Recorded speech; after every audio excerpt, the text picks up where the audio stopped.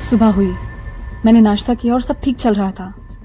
मैं खुश थी कि आज संडे है, लेकिन फिर अचानक सोशल मीडिया पर एक पोस्ट से मेरे होश उड़ गए। उसके बाद पूरे संडे मैंने क्या किया मुझे कुछ याद नहीं। उस पोस्ट में मेरी एक दोस्त नई गाड़ी के साथ खड़ी थी। हेलो एवरीवन, मैं फिर हाजिर हूँ सुख स्टॉक्स का एक नया एपिसोड लेकर। जब किसी का प्रमोशन देख के या किसी की गुच्ची के पर्स में आईफोन देख के मन में एक जलन सी महसूस हो और मन में ये आए कि मेरे पास क्यों नहीं है, तो बस इसे ही डिससेटिस्फैक्शन यानी असंतोष कहते हैं। एक ऐसी फीलिंग जो किसी भी दूसरे इमोशन से ज्यादा गहरी और लॉन्ग लास्टिंग है। जब नया नया प्यार होता है तो पेट में तितलियां उड़ती हैं, फिर बैठ जाती हैं। जब ब्रेकअप होता है तो रोना आता है, रोकर मन शांत भी हो जाता है। धीरे धीरे इंसान हर सिचुएशन से मूव ऑन कर जाता है, पर नहीं करता तो इस फीलिंग से कि लाइफ में कुछ तो कमी है यार। ये मैं लव लेसन्स कैसे देने लगती। एनीवे, हमारा सोशल माइंडसेट लोगों की फाइनेंशियल ग्रोथ और उनके सोशल स्टेटस को देखकर उन्हें खुद से कंपेयर करता है और खुद को कम समझने लगता है।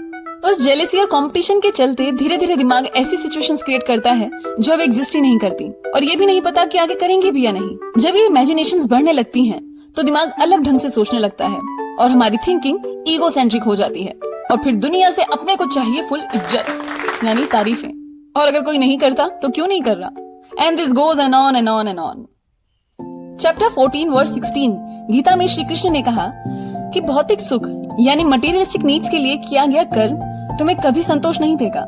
इवन 16th चैप्टर में भी सेल्फ कंट्रोल और सेटिस्फेक्शन के बारे में बताते हुए उन्होंने कहा कि जिस इंसान ने अपनी भौतिक इच्छाओं को नहीं छोड़ा वह कभी योग पथ पर नहीं चल सकता और मुझ तक नहीं पहुंच सकता।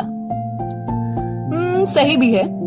आज हमारे पास बाइक है तो कल कार चाहिए, और फिर कार आ जाएगी तो उससे बड़ी कार चाहिए होगी। क्या पता हेलीकॉप्टर लेने का भी मन करे। हम इस बुक को शांत करने में लगे रहते हैं जो कभी शांत नहीं होती। डिससेटिस्फैक्शन का मेंटल हेल्थ पर क्या असर है, उसकी रिसर्च की और पता चला कि ये अनएथिकल बिहेवियर और स्ट्रेस, एंजाइटी, एंगर इश्यूज और डिस्टर्ब्ड स्लीप को बूस्ट करता है। इससे कहानी याद आई जो मैंने कभी यूट्यूब पर देखी थी कि एक किसान था जिसके पास ज्यादा कुछ नहीं था। वो डेली काम करता, पैसे कमाता, अपनी फैमिली का पेट भरता। हालांकि वो उन समय बहुत खुश था। एक दिन उसे सोने के सिक्कों से भरा मटका मिला। उसने बार बार काउंट किया लेकिन उसमें 99 सिक्के थे। उसके बाद वो सिर्फ इसी चिंता में रहा कि इसका 100वां सिक्का कहाँ है या फिर इसकी गिनती कैसे पूरी की जाए। उसके बाद वो ना तो चैन से सोया और ना उसने खाया। उसे सिक्का मिला या नहीं वो तो मुझे नहीं पता, लेकिन हमें डिससेटिस्फैक्शन का एक एग्जाम्पल जरूर मिल गया।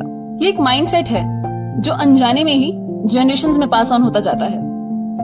बच्चों को आज healthy, happy environment, satisfactory approach ये सब प्रोवाइड कराने की जगह पेरेंट्स पैसे कमाने में, एक अच्छा फ्यूचर बिल्ड करने में लगे हैं, और बच्चा यही सब सीख जाता है। इवन हम लोगों को तो ये एडवाइस भी मिलती है कि शौक रखो, उन्हें पूरा करने के लिए पैसे कमाओ, नेवर सेटल फॉर लेस। लेकिन ये कौन सिखाएगा कि जो है वो किसी ब्लेसिंग से कम नहीं है। Live in the moment, be grateful for what you have. कहीं सुना था कि थोड़ी देर के लिए अपनी अगर इच्छाओं को हम ना देखें तो इंसान की जरूरतें ज्यादा नहीं होती, पर हम कहाँ रोटी कपड़ा मकान में मानने वाले हैं। जब तक पड़ोसी के 3 BHK के बगल में एक विला ना हो और वहां बैठकर पनीर ना खाया तो जिंदगी में क्या ही खाया। क्यों? फिर टीचर्स ने ये कहा कि अगर एम्बिशियस होना ही है तो अपनी स्पिरिचुअल ग्रोथ के लिए होना चाहिए, ना कि खुद को बड़ा या किसी को छोटा महसूस करवाने के लिए। तो आज के लिए बस इतना ही।